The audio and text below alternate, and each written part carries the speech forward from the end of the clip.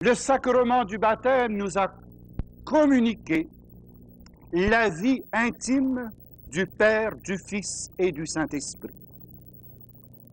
Et par l'éducation de la foi, nous avons pu prendre conscience de cette richesse baptismale, surtout de la triple onction sacerdotale, royale et prophétique, dont nous avons été marqués d'une façon indélébile par le premier sacrement, la porte de tous les autres sacrements, le baptême. Mais cette vie qui doit croître jusqu'à sa maturité appelle un nouveau sacrement qui vienne confirmer ce qui déjà existe dans le cœur du baptisé. Confirmation donc de l'appartenance à Dieu et à l'Église, confirmation de sa dignité en tant que personne, confirmation de sa vocation à la sainteté, confirmation de sa mission à l'unité, confirmation de sa conformité à la volonté du Père. Nous le lisions même hier dans l'Évangile et ce matin encore.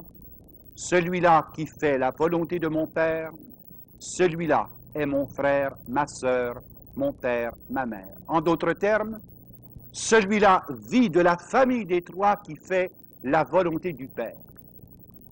Et la volonté du Père, c'est que nous devenions des adultes dans la foi.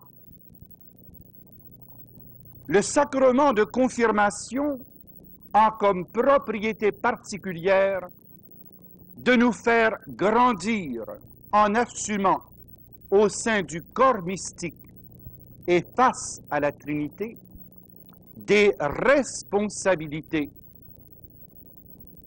Responsabilités communautaires, responsabilités ecclésiales, responsabilité d'évangélisation. Le baptême déjà nous a marqué du sceau indélébile de l'appartenance à la famille des trois.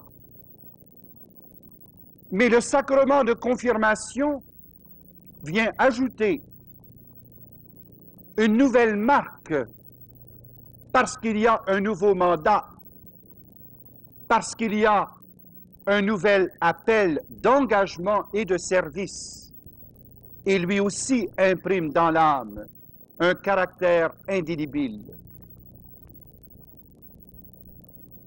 Ce caractère non seulement confirme notre appartenance à la Trinité, mais nous députe à l'apostolat en nous investissant d'une autorité afin d'être signe et témoin de la Trinité sur la terre des hommes. N'oubliez pas que Dieu le Père, le Fils et l'Esprit Saint, fait reposer sur les épaules d'enfants d'à peine 10-11 ans la noble tâche d'ambassadeur et d'ambassadrice du royaume.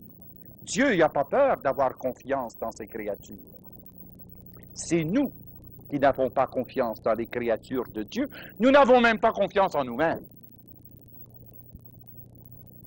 Combien de jeunes viennent nous avouer les pleurs dans les yeux. Mon père ne me comprend pas, ma mère ne me comprend pas, ma famille ne me comprend pas, personne n'a confiance en moi. Bon, très bien. Toi d'abord, est-ce que tu te comprends? Moi-même, je ne me comprends pas. Bon, commençons là. Comment veux-tu que les autres te comprennent si toi-même tu ne te comprends pas?